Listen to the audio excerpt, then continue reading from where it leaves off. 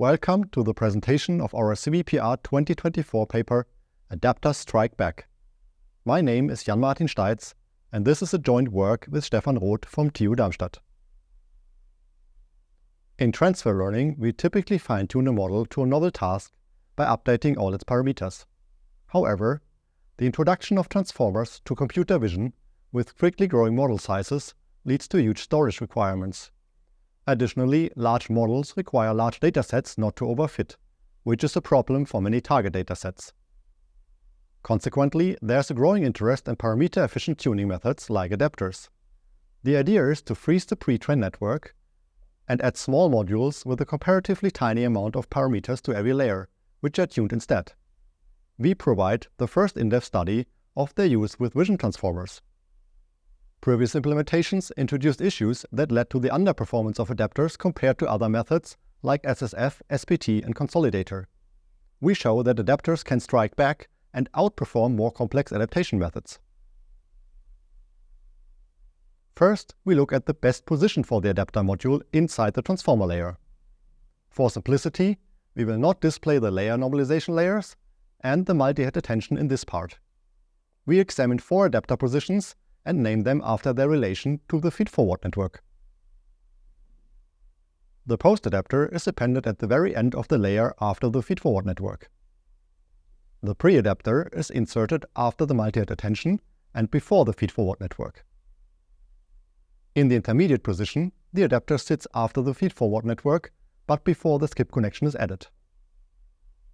The parallel adapter is connected in parallel to the feed-forward network, and they share a skip connection. We evaluate the positions on the validation sets of the Visual Task Adaptation Benchmark, or VTAB in short. When we look at the average accuracy over the VTAB subgroups, we see that the post adapter is the best configuration. Next, we investigate the inner structure of the adapter. The base adapter takes the form of an information bottleneck. The hidden dimension of the transformer is down projected to a much smaller bottleneck dimension and fed through an activation layer.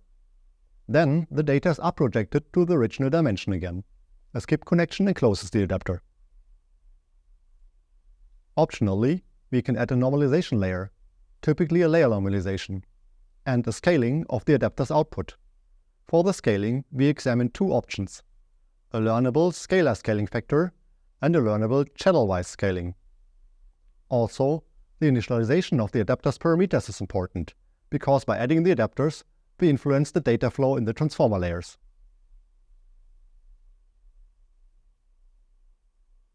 We evaluate 3 common initialization methods by following Howlsby and colleagues, Laura and Bird. Our evaluation done on VTAB concludes that it's best to initialize adapters following Howlsby. Adding layer normalization has a detrimental effect on the accuracy. Both types of learned scaling show improvements, whereby the learned channel-wise scaling leads to the best result. Our paper also examines the influence of training regularization and data normalization.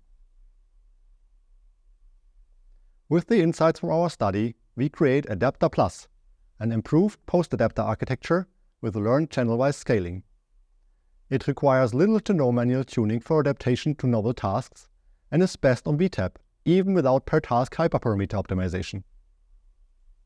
Adapter Plus reaches state-of-the-art average accuracy on the VTAB and FTVC benchmarks.